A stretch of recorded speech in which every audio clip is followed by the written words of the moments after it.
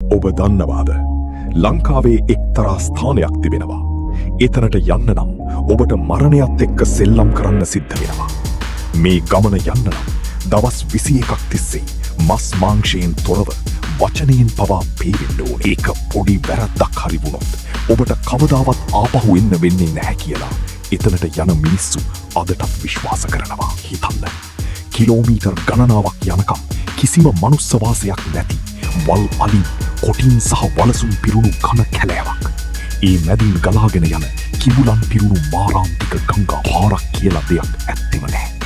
මඩ වගුරු සහ ගල් පර්වත උඩින් යන මේ ගමනින් වාහනයක් හරි කැඩුනොත් උදව්වට කවුරුවත් ඉන්නේ නැහැ. හැබැයි පුදුම දේ ඒක නෙවෙයි.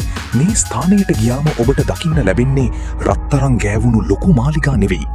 එතන තියෙන්නේ එකම එක ගසක් සහ පුංචි පූජාසනයක් විතරයි. අමුතුම දේ තමයි මේ ඝන වනාන්තරයේ මැද වනසතුන් මැද විවෘත භූමියක මිනිස්සු නිදාගත්තත් කිසිම සතෙක් ඔවුන්ට කරදර කරන්නේ නැහැ. අදහා ගන්න බැරි වුණත් එතන තියෙන බලශක්තිය නිසා මිනිස්සුන්ගේ හිතේ තියෙන ලොකුම ප්‍රාර්ථනා පවා ඉටු වෙනවා කියලා සාක්ෂි තියෙනවා. මේ ස්ථානය පිහිටලා තියෙන්නේ යාල ජාතික වනෝද්‍යානයේ දෙවන කලාපයේ කුඹුක්කන් ඔය අසල ඝන කැලෑවේ. කතරගම දිවියන්ගේ සැබෑ වැඩ සිටීම තියෙනවා කියලා විශ්වාස කරන ලංකාවේ තියෙන අති පූජනීයම සහ අත්පූතම ස්ථානය. ඔබත් මේ ගමන යන්න තරම් හිත හයියකින් පල්ලෙහායින් කමෙන්ට් එකක් දාන්න. මේ වගේ තවත් දේවල් දැනගන්න අපිව ෆොලෝ කරන්න.